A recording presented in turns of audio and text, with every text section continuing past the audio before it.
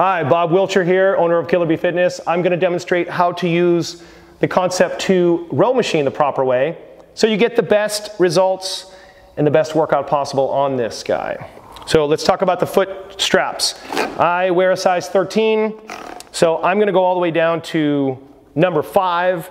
The point is that you can adjust this up and down so that your foot fits in the right way, so that this strap is going to be over the lowest shoelace. That's kind of the best position for you to get the best technique out of it, okay? There's also a fan adjustment on the right side.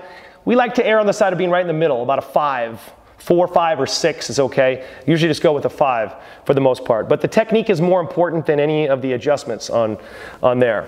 So to start, I'm going to grab the handle here.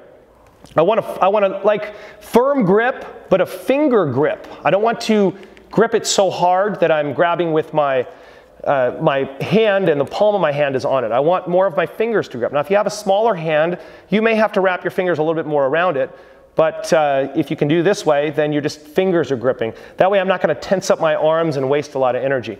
Okay, so the grip is good here. The key on the row machine is to really sit tall and keep your back straight. The error we see so common on the row machine is that people round their back. And when you round your back, it can be an indication that your hamstrings are really tight. But if you round your back, then you have a tendency to push off of the toes or really up here on the midfoot. But you're trying to simulate a squat, and when you squat, you want the pressure to be on the heels. So the way we instruct people how to row is that you want to take an error on the side of a shorter stroke and more powerful coming through your heels with a straight back so that you simulate a squat. So my push-off position would be there versus here, which a lot of rowers do. Okay, right there is my position, which is going to give me the most amount of power out of my legs and glutes. So here is the push-off phase. I'm going to push, and then I'm going to stop with the bar just below my sternum. Okay, if you're a lady, kind of like right around that bra level, just below the bra. Then your hands are going to reach back, then your chest is going to go, you get your shoulders over your hips, and then your knees are going to bend. You get back to that push-off position. It's pretty simple. You just want to remember those 3 tips. Then I'm going to push and pull right back. I'm going to do it a little bit more like I'm actually rowing in a class. Hands, chest, knees.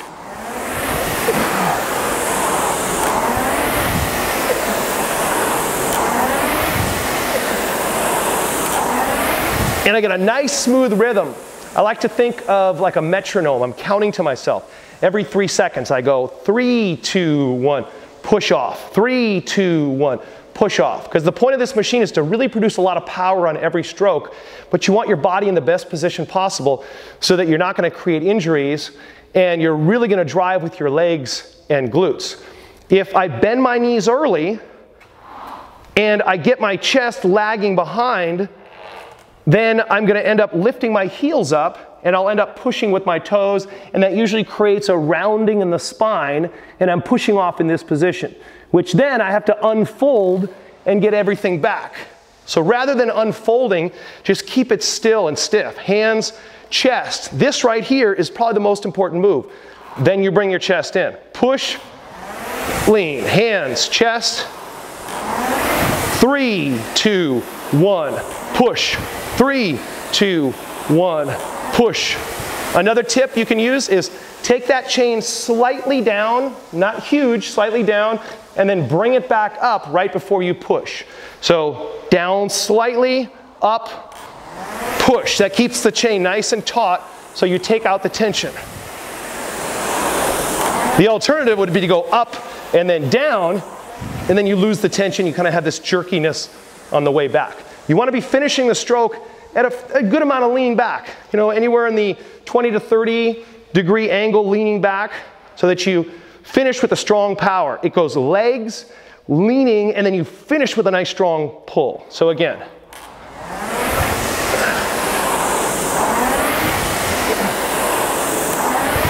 And this is going to keep you safe. It's going to keep you powerful.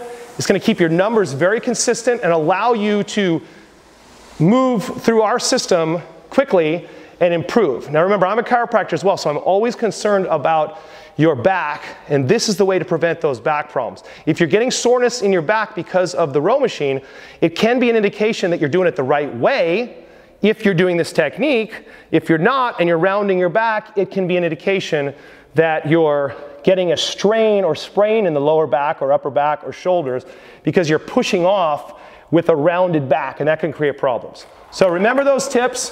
Back is straight at all times on the row machine. There's a lot going on this machine, so be patient. We're here to help you. Best of luck, and you're going to do great on this machine.